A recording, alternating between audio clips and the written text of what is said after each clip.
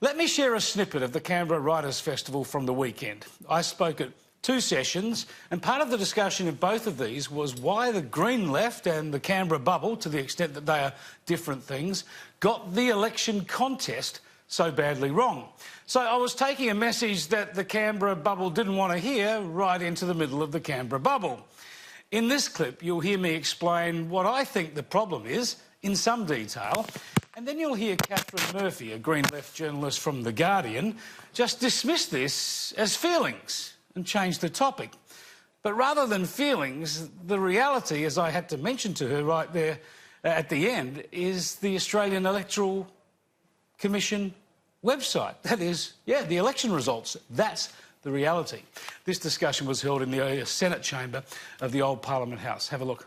The real problem here that points to this disconnect that I see, a big disconnect, a widening gap between the mainstream and the media political class, and that was reflected in just how emphatically and universally so many of the media commentators, in fact everyone, for instance, in our public broadcasters, they couldn't see an option for the coalition to win, and this was just going to be an emphatic return to government by Labor.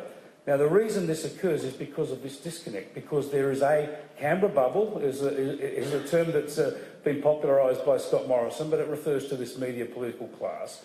And the trouble is too much of the debate is caught up in this rarefied atmosphere where they thought the election was about an electorate hungry for additionally radical action on climate change, new redistributive economic measures from Labor, punishing the coalition for their leadership delinquency. And that's not what the election was about at all. Mainstream Australians look at their prosperity, their families' prosperity, the economic security or threats to it around them, and they make judgments about risk for the future. And it was that was what was always going to give the coalition a strong chance. There are so many feelings there, Chris. I can't actually. I don't know where to begin. I refer you to the AEC results page. But that's all well and good. That's all well and good. The Canberra bubble is not an ordinary bubble, it seems. It seems to be made of reinforced glass. It might not be breakable. The other astonishing part of the discussions was the antipathy towards News Corp newspapers, including the one I write for, The Australian, and towards this channel, Sky News.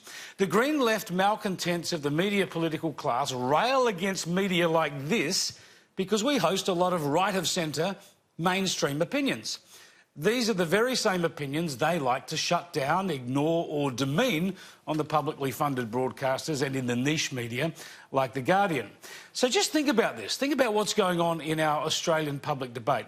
They slam media that is funded by advertising and subscriptions through having to have a connection with mainstream audiences. They slam this media because it is mainstream views, and they prefer publicly funded media that under law is supposed to be fair and pluralistic, but is invariably biased to the Green Left and rejects mainstream views. Yet get this, the coalition won the election because the mainstream right-of-centre voters of this country prevailed. So the Green Left of the Canberra bubble want less of the media that pays its own way, does that by being in tune with the views and values of its audiences, and more often than not gets the big issues right. And that same bubble wants more of the media that is out of touch with the public but lives off their taxes and gets the big issues wrong.